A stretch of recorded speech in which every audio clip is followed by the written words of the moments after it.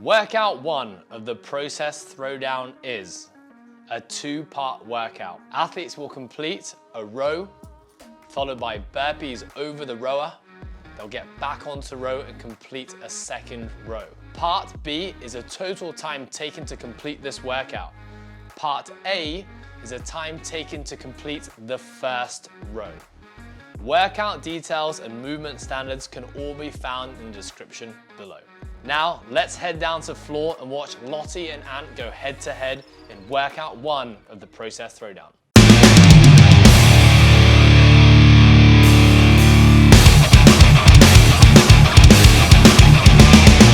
Okay, so Ant, obviously you're going head to head here with Izzy.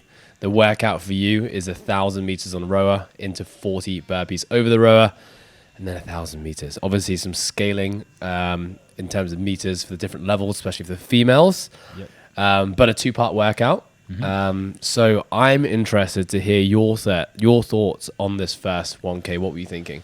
Or just in terms of overall strategy, actually. Well, I mean, the first thing is that it was a head-to-head, so I wasn't really thinking about anyone else apart from me against Izzy, if I'm honest. I did think that because it's a 1K row, I know that I'll be pulling anywhere between like a 3 to 320. I'm not going to pull a PR 1K row, so I know I'm going to be holding around like a 132 to a 135 throughout. So with that being said, all I wanted to do was stay ahead of Izzy. So I knew if she was going to be holding like a 155 pace, I'd probably need to be holding like a 130 pace, because even that 150 meter difference is quite a lot when you're talking about only a 3-minute row. So that's really like 30 to 40 seconds. So I just want to interrupt you there. So even though, you know, for most of the folks, they're going to be doing this as an online qualifier, probably by themselves in their gyms, you were treating this kind of as like a live event, as if you were going head to head with someone next to you. Yeah, I was. But I was also thinking that my all-time best 1K row is a 255. No, sorry, 256, I think, 256, which would just be just about a sub 130 the whole way. Once I started this, I actually felt really good, and I was planning on holding like a sub 140 the whole way. Ended up starting at like a 132 and very comfortably held a 135 the whole way, 134, 135 the whole way. Of course, in the back of my mind, yes, it's a 2-part event. This is the first part. Still got to push hard on it, but you can't put yourself into the pain cave so hard that you then fall apart for the 40 burpees in the next 1K row. Okay, so I think there's some different strategies involved here. You know, at the end of the day, whenever there's a 2-part workout, it's important to, you know, really athletes have to be given their best on both. Yeah. Right? It doesn't really serve us to be finishing first in one workout and last in the next. You know, for sure. Generally better to be on average kind of mid-table to upper table on both those workouts. Yeah. Obviously, or sometimes case dependent, but you know, you just talked about your strategy over the 1K relative to your all-out best ever 1K row. I know maybe as a percentage of maybe perceived effort, but also kind of, I guess, time. Like, what was your 1K row there relative to your all-time best? So I think I come off the row at like 312. Okay. So it's about, you know, 16 seconds slower. Significant, which is significant. Fairly significant, yeah. But I mean, like I said, I felt pretty good doing this. So my warm-up was short. I opened my hip flexors and then basically just got on the row. I didn't really need much else. I knew it would just be like, if I can get my feet up when I do the burpees, which we'll see later on, then that would be good enough for me. And I just needed to like jack my heart rate up real quick and basically only row in my warm-up around like the 125 to 135 mark to psych myself up. But yeah, like you said, with these two styles of workouts, when you got a 2-part, you don't want to like bomb the first part, because even if you bomb the first part and if you go so slow, you just can't even, you know, recover for the next part because you're so far behind, because it's not a long workout, let's be honest. So you do have to somewhat push hard, but you can't, like I said, put yourself so that you're, you know, slobbering on the floor and you can't even get up off a burpee. Were you thinking about what that second row was going to feel? Did that dictate the pace you wanted to hit? Hit your first row? I actually wasn't thinking about the second row at all. I just knew you'd just get on and just row. You could just do That's it. fine. You're never going to stop on a row. It was more about the burpees. Would I be reduced to such a pace that, you know, it becomes irrelevant how fast my first row was? So do you know, I mean, we have a stopwatch on here, so now Ant's just getting off about 310. 310, yeah. Cool. So keep that running, Ant, because I'm interested to see now, you know, how long we spend on the burpees, which is going to give us a pretty good idea as to, the relative split of this workout. So 135 is what I held then. Okay, so that was about 310, right? Was where you got off the row. Now Izzy's just shortly behind you. 2.5 burpees behind. 2.5 burpees. So let's talk about this burpee technique now. Yeah. Both of you are opting for a very similar technique, which is stepping up with one leg. What both of you actually do here as well is you're stepping up with the outside leg, which I think is always a smart move when you're traveling laterally over an object, because you can kind of use momentum from the outside leg to kind of bring you over that rower straight away. Is there anything you're thinking about here with these burpees? You can see my technique is just slightly different. So when I come up from my burpee, apart from no repping Izzy just there, she jumps over with a skip. You see how she goes actually completely laterally to it, and I try and turn my body a little bit on the jump, and I stay really low as I jump over.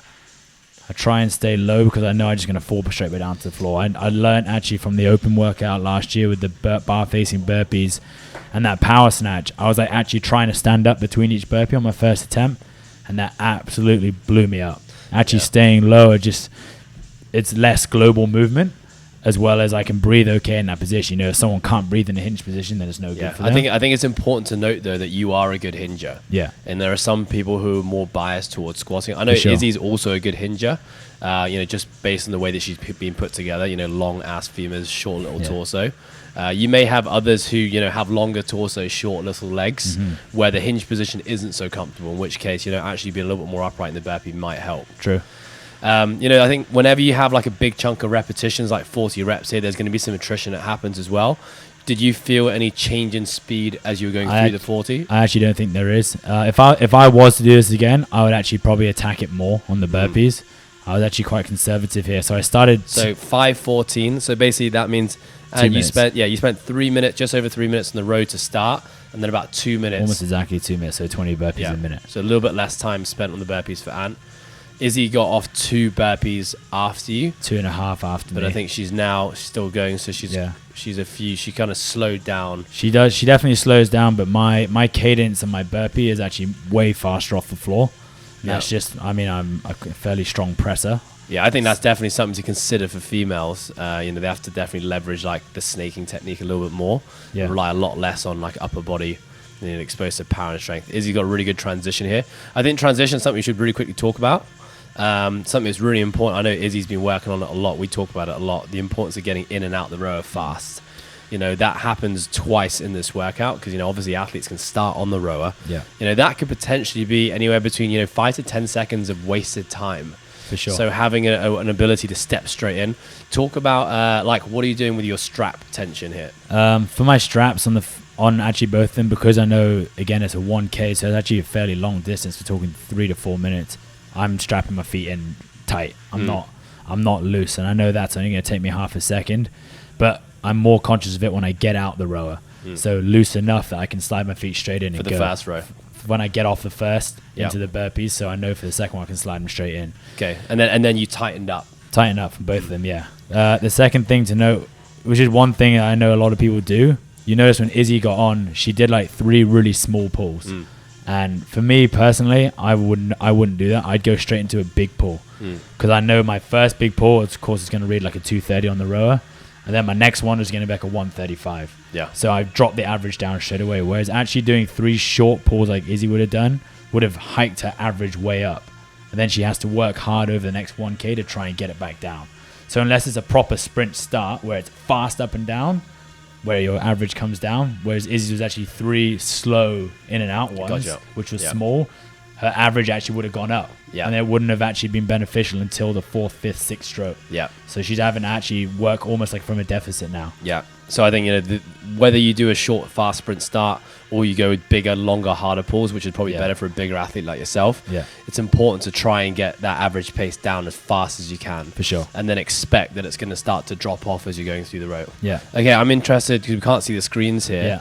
Yeah. But what was your row pace on this second 1K relative to the first 1K? So I started, as soon as I got on, I was about a 143 to 144. It wasn't like lightning speed. It was definitely a little bit of kind of catch my breath a little bit, but I'm quite confident in my row strokes, so I was straight into a fairly consistent stroke.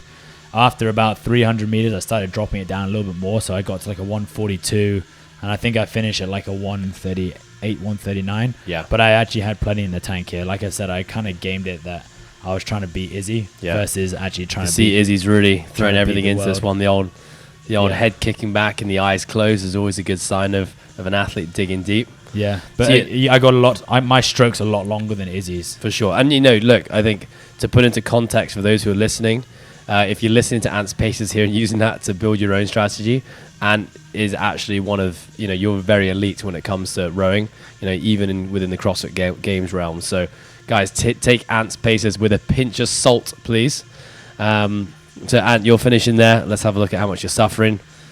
Yeah. I mean, I've seen you finish a lot of 1K rows in much more pain than that. I mean, you're still hurting a little bit for sure. What are you feeling like? What is the immediate feeling in your body right now? It's more just like my legs were heavy. There's never really a chance because if you keep moving through the 1K, 40 burpees and 1K, like your legs don't feel the pain. I retract what I said. You're pretty fucked right now. Yeah, I'm pretty fucked. But like your legs don't really feel the pain until there's just an Oscar performance there. Nice, Izzy. But you don't really feel any pain until you get to like maybe at the last 500 meters on the row. It's not too bad. Yeah. It's more just like your lungs are beating, your lungs are working hard, and it's actually not too bad. I was expecting a lot worse. I think it's really important. You guys both do it well. Both have been in the sport for a long time, but to really think of this. Yes, the workout is scored in 2 parts. But to think of this as one continuous workout. So the overall time there was, what was that? I think I was at getting close 8:40 odd. Okay, for most folks, anywhere between 9 to 10 minutes, right?